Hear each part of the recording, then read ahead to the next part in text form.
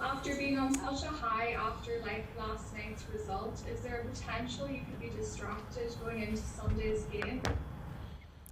There's potential, but we plan not to if we can. We'll get focused on the next game. The league's really important for us, and we have to, as I said many times before, try and hang in there in European places if we can, and keep trying to win the games. And in terms of priorities, where does the Premier League stand for you? Well, the Premier League has always been number one for me, because it's where you get the chance to play in Europe. There's other ways to do it, but it's much better through the Premier League. I think also it shows a consistency if you can finish high up the league, and in what is a really difficult league. But for me, the Premier League will always be first. All the other things are important, but not as important as being a Premier League team and actually finishing as high up as you can. And it was announced today that Dyche has been sacked as Burnley manager after almost 10 years in charge of the club. What is your reaction to that news? Shocked, a little bit surprised as well. Maybe a wee bit at the timing, but I'm more shocked because I think Sean's done such a great job, established Burnley over many years, kept him in the Premier League when he was probably up against it with no lack of budget maybe in comparison to other clubs in the Premier League. And it wasn't too long ago that they qualified for Europe in the competition we're in. So you have to think that over recent times Burnley have been a really, really good, very hard team to play against. Difficult place to go, as all the managers tell you when they're going to play at Burnley, and most of that's been done by Sean. So a little bit surprised and certainly shocked by his departure. I interviewed Tom Solchek earlier on this week, and he spoke about the loss of Brentford and how he felt that perhaps the players were not mentally there in that game because they'd given so much in the first leg against Lyon. You mentioned that players are turning their attention to the match against Burnley. How important is it for your players to be fully focused and trying to put aside the highs of yesterday? Well, we want to use the highs as for the players to recognise that this is how good it can be. We want to be in this place. We want them to be positive and confident with their actions, what they do on the pitch. We want to take it into the game on Sunday. We want to take the confidence that we got from the game in. We want to try and play as well as we did last night. So all those things hopefully the players will use to their advantage. But I take the other side. The other side of it is, you've had a game not too long ago and you're getting asked to play again, which in truth, I think any of the teams who've played Thursday, Sunday would tell you it's not an ideal situation. One final one for me.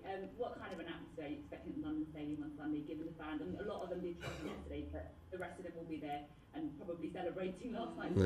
Yeah, we had a huge support there last night, and I know they were kept in the stadium for a long time after the game. But they've travelled and they've seen an incredible game, seen their team winning a huge round of a cup competition. So I'm sure they'll be at the London Stadium backing us the way they have done most of the season, and hopefully they'll be there. We need a good atmosphere.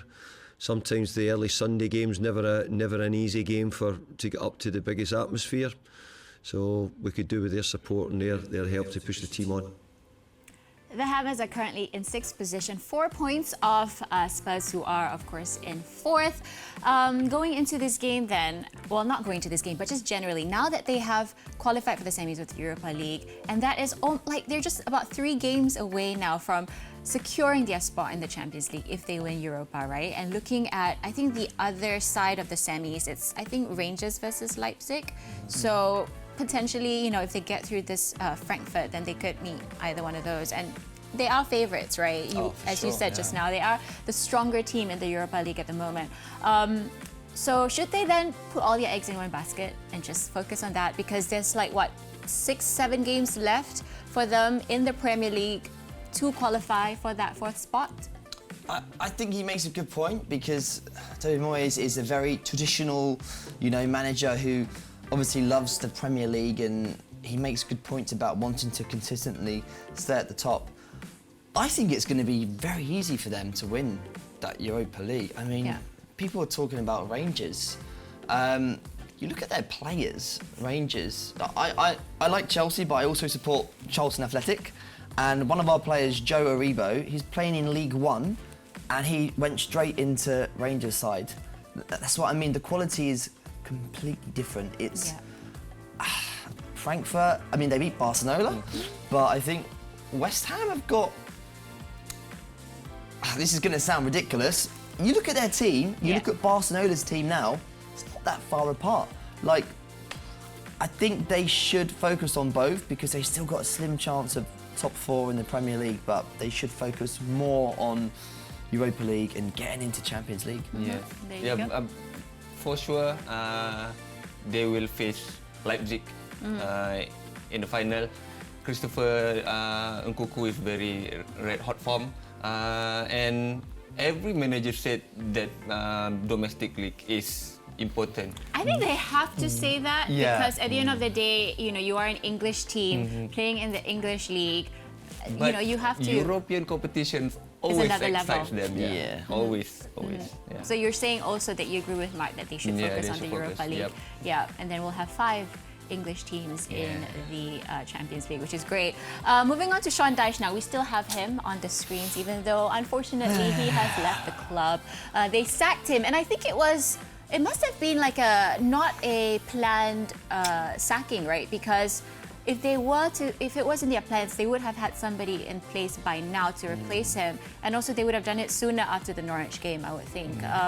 But yeah, I know you feel strongly about this, Mark, about them letting go of Sean Dyche. I'll say that for him because, right, this guy has been the OG of the Premier League, in my opinion, in the last few years. Okay, Burnley's side, you look at it on paper, it's not good at all. You could say it's terrible compared to the other teams. They've not spent any money. Yeah. I mean, they spent money on Cornet and, you know... Weghorst. Yeah, but they only spent that money because they sold Chris Woods. If they didn't sell him, they wouldn't have bought anyone in. Yeah. He's got these players who would not get into any other team, but year in, year out, he's kept them up. And now they think it's a good idea to sack him when I think Burnley, they could have still got out of it somehow. They're a team that always seem to just come out and fight, and I think that is probably one of the worst decisions, if not the worst decision of the season in the Premier League. And Ashraf, I know you have an opinion on the owners of Burnley, don't you? Yes, I'm certain that this is that comes from the owners because they just acquired Burnley and they bought it with that, and then they need 5 seasons in top flight to make sure they covered this, to service the debt.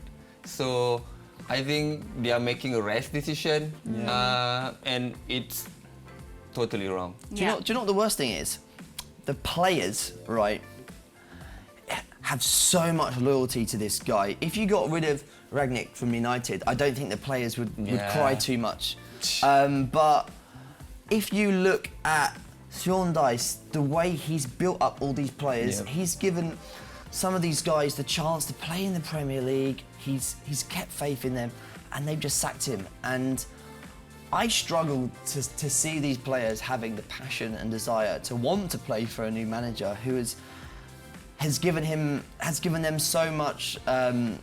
You know, I don't know what the word is here because it's ridiculous. I just don't understand this. Sacking him makes the odds for relegation even bigger. That's the thing. But do you think maybe there was a falling out between Dyche and the owners? Because that could be the only explanation, right? Because who's going to be in charge of this game? It's the under-23 coach as well as the captain at the moment, and the coaching for the under-23 goalkeeper, if I'm not mistaken. So there's like 3 people now in charge of the club. I mean, that's not going to save you from relegation, for sure. is it? There is a big argument, big fight between him and the new owners, and that led to this terrible decision. They're talking about Sam Allardyce. Do you really think he wants another relegation record? Would you really want to walk into that team? No offence to Burnley. I mean, there's probably not many Burnley fans in Malaysia, so I'm not going to offend many people, but who would walk in to that job with the position they're in the Yeah. table with those players? I don't think many people are going to want it, and yeah, I think they are ridiculous for doing that. Ashraf, do you think Sam Allardyce would take the job? Or I think there's also Tony Pulis. His name was thrown into the mix. I'm rooting for Tony Pulis. Yeah? But Sam Allardyce should just sit down at home and enjoy his champions. Just rest without the struggle of relegation. But Tony Pulis Having is said that, though, if you look at Leeds, they brought in Jesse Marsh, and that completely rejuvenated the squad, right? I don't know, maybe bringing in someone new for Burnley could have the same effect. Leeds have No? got quality, really quality players, and Leeds weren't so deep in Yeah. the relegation battle. I think Yeah. Burnley, how are you going to change everything and get the points that you need? Leeds, they were just flirting with relegation. Burnley are right in there, and that guy is the only guy that could have turned it around, in my opinion. Right, okay, Yeah. so 100% then Burnley's going down. 100%. Habis. Habis. Habis.